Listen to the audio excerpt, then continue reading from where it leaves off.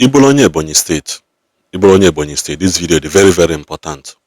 Ana asu Igbo ebe mana ka nsu ekwu na Igbo na asu n'inu n'onu. So biko Ebonyi State and biko ka nkwukwa ya biko ijekwa na comment section kpaleba mmadụ maka ị na ha anụ ha na-asụ. Like I do say about Ebonyi State bụ onye Ugboro. So most of ihe onye anụnwa na-asụ ebe ana m anụ ihe ọ na-ekwu. Ịghọtago. So Ebonyi State biko bịa, this message is for you. So that you pay attention to very, very important message and update for all the whole Ebonyi State individuals. Because what's happened in this video, make sure na one nego Ebonyi or when Ebonyi State gonna have in a compound forward while I had this video. Like I said, hapoku hanu efonte ni rule because I'm a reason that marriage can agwa mo kutata do marriage ni agwa mo kuta because Ndewo iwo nyonyo wala larondo Ebonyi kpangurunguru ofumu buru onye nwụrụ nchi gọnụ ha gọwada bụ nwoke si ala Ebonyi iburu nwaanyị si ala Ebonyi video wa bụ obere ọbịarụ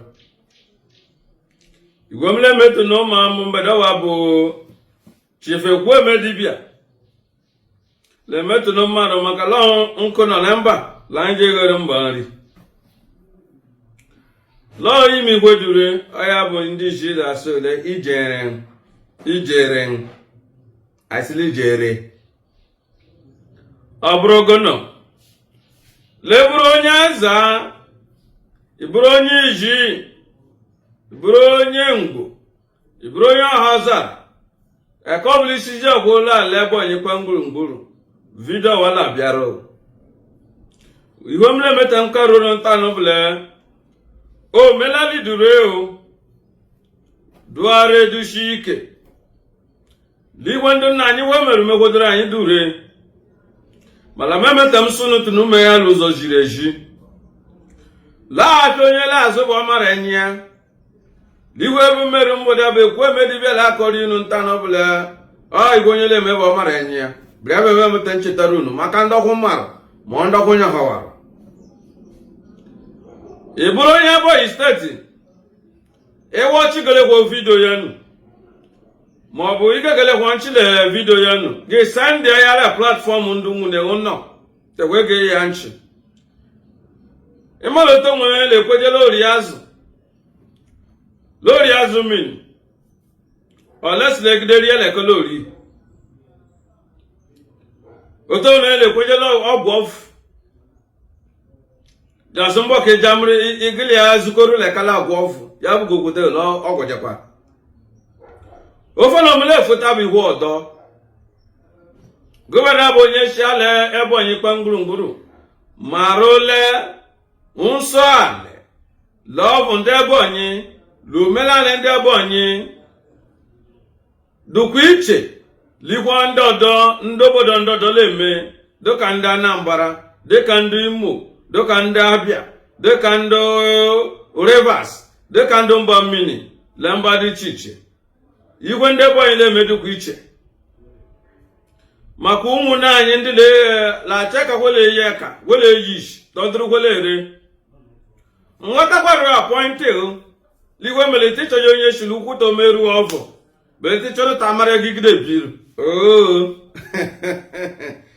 etam kubo soro sala nyanwu okwo na no nwo obi mara etam akwu onye do mara imala ke mara madebe bo onye do nko yo do bidoru igwe no mefu ble ekwurugo bonye Ebonyi fushi jele ibende la bo ande Ebonyi je gba afa je juese je gba eja imala ndo obodo do bo ndi Igbo kwanguru bulu ekiji afa mana ai bedala ekiji eja kasi ati angele ke mo jibe ta je gba eja mala ndo mbando du ko nde Anambra nde okwodu nde Enugu lo okwo onkwara nde Enugu le mi kwe ge nde anyi bedala bo nde Ebonyi malo okwodu le meku ikwe go nda gbelu mondo Abia mondi Imo le ka muno otubo yo ble mara ge nde Ebonyi le greje mi kole ndi Igbo bu ndo grenya bu ndi chie nde Ebonyi nwekoro usoro kwele greje me ikwe goga maka ya nworo ụmụnne anyị bunde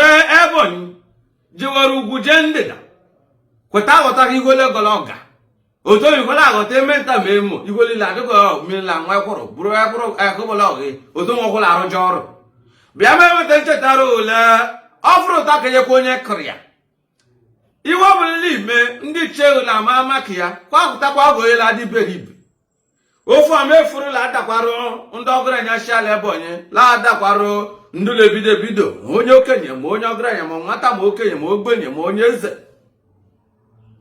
lemedowa bụ ekwu emedibia nwụwarụ ọkwọhụ chukwu nụrụ m ntanụ tọmụfụrụ ụwa ọgwụbụ ezofu mụla efuri ya ọ bụrụ onye nwụrụ nchịga ọnụa ịbụrụ onye si Ebonyi ịchọrọ ịgba afa ya bụ ịgba eja tọrịa ya bụla ekuji tọrịrị fụtala etanụ ma ebe anụ lasị ya ekuji ịgba afa nna ole nne ugwu ọgụmegwe ekuji tọrịta nje ịgba eja mlemete kpokwuta azụlụ ukwu nkọkwụla ịma lọọla ekonomis nwetikwela ịchọ ọ bụrụgo mgbe m lefu ụfọdụ ọgwụ n'ụlọ ejejeje evuta lalala ukwu ọtọkwa igwe ọbụla na-agajerụ ndị onye si Ebonyi ukwu dụla Ebonyi dụ 100 ụkpọrụgwụ 10 marụla ụkpọrụgwụ 4 maọbụ ụkpọrụgwụ 8 bịa ibe wee nkwari iyi le onye ọbụla esiri ibe gwoje gwọọ ova ego le onye na-atabara akwa igwe duri odokwara enya that many compound in Ebonyi State take an ancient oath. If you're from their home and you went to do a spell or charm or medicine to become rich, it will not be well with you.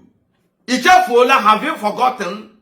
I'm here to remind you, to bring you back to the roots. When they tell you about to go back to root, not be to go back to Joju, not be to go back to spell. It's to go back to the root of your ancestors, the world of culture and tradition. As an Ebonyi man I'm here to direct you back to home. That as an Ebonyi man entirely, you need to know that the ways of our own culture, tradition and medicine is not the same with Ebonyi, with the Anambra people. It's not the same with the Enugu people. It's not the same with the Igbo people. It's not the same with the Abia people. It's not the same with the other tribe. So don't be surprised that many things where you as an Ebonyi man they go do, they work for you, is because they ask question, or you feel like say you don't want to associate with a native doctor or a traditionalist away from Ebonyi State because you don't want the person to know where you are coming from. You see that knowledge, now knowledge of this is na social media, but on knowledge only language one matter. But I can go and get for Rosalania. I will tell my dress. And the man there can't carry his off. Each of game of me patarego and patego. Emon one do patawarego. Little Pojele on your domar is of live until you went with problem, they go pata. Beyond to come about our car, in my quanticambu millionaire, in my quanticambu billionaire, in my quanticamuna ball, in my quanticamuna babens or chales or such, in my quanticano, even no cacocondimbu. Ability ganchilo fumotemuti. It's a calendar cacocon, and touch it to let la cacojo, and touch it to let la cacocom. I am limited through. There are many different. Many rules where they guide you as an Ebonyi State man, woman to other states. For example, let me do an example. There is not any other person, spiritualist, native doctor from other states that can tell you the things that is from your own home. You know why? Their way of own tradition is different from Ebonyi. If you don't know, let me tell you. Go to Anambra State, or go to Imo State, or go to Abia State, or some part of Enugu, although some part of Enugu know our own tradition. But many of them, go and ask them, if there's no anywhere they can do consultation from January to December for you, that they can ever tell you about Ochiorovu, Alilu, Aliobu.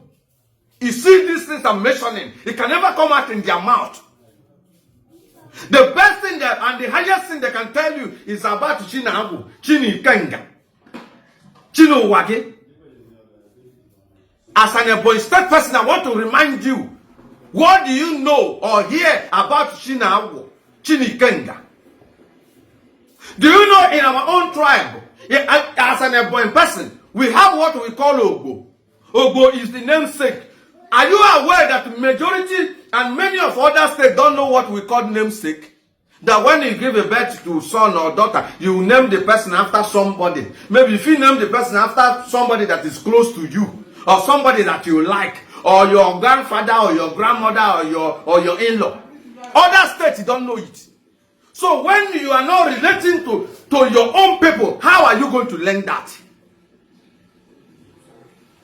You want me to tell you more? I'm here to tell you the bitter truth. But what am I saying? The only thing that is the same thing from you to others, from you away from Ebonyi State to other people in other states, is things about maybe to do water work or to do medicine. But in terms of culture and tradition, I want to remind you as an Ebonyi person, whether you get money or you no get, whether you be millionaire or you be billionaire, I'm here to tell you that naked truth. Your own root is different. And that is why some people will make it at the end, they start complaining. Because the root, the foundation, they do not lay it well. Some of you were from Ebonyi State. We're from Ebonyi State as indigenous of Ebonyi State. Come Anambra, come Imo, come Abia, come some part of Enugu. Where they tell you say, go and do your China Agwo, go and do your Nkenga. I want to ask you one question. Can you point one place in your father's house, or in your grandfather's house, or in your grandmother's house where they put China Agwo? I want you to think back. I cannot see it. But if you see where they keep Alobu, Uchiorov, Aliilo, and many more, our own is different. And this is the problem why majority of people we see money in Ebonyi State, few of them, they are going back. They know they see it again because the foundation was supposed to hold those words and hold that energy we will keep pushing you. You know, build them well. Don't forget your home. Don't to build us selfish in the way that they know my fellow Ebonyi State man, I know one making they do something for me or making they direct me for some things, making not say how me I take stand or how me I take they do things. May you don't know how me I say me I they do spiritual things. We don't pass that stage. You see, I remember the time now where we say if you they do spiritualist, some big men, billionaires, millionaires, they would avoid you because they don't want people they see say maybe that they associate with the spiritualists like this, maybe they not think say that this person they do juju for them. It is not in, we are not in that era anymore. So if you are still thinking in that direction, you are really missing it a lot. You are really missing it a lot. I'm here to direct in some things you may not know. I have a lot to tell you. But my own point and purpose is to remind you that it's from Ebonyi. Camera that the way of tradition and culture of Ebonyi is far different from other Igbo land. Get it. And when you are not doing it the way your ancestors do it, they will be seeing you like you are doing something they don't know. They will not comply to it. They will not be involved in it because when they are alive, they do not practice through that process or that means. So for you to be getting a good result in what you are doing, in terms of doing some sacrifice, in terms of doing some appeasement, in terms of doing culture and tradition, you need to go back to your own root by trying to ask people that are from the same place with you as an Ebonyi man. I have a lot to tell you, but I know if I continue the way you fool my head, this video will go over long. But if you have some few questions, drop it on the comment section. I will create few chances to answer you. I mean, the universe bless you. Now, to do I did they do, but I just cut my things, make I come teach you. Share this video to save others. God bless you.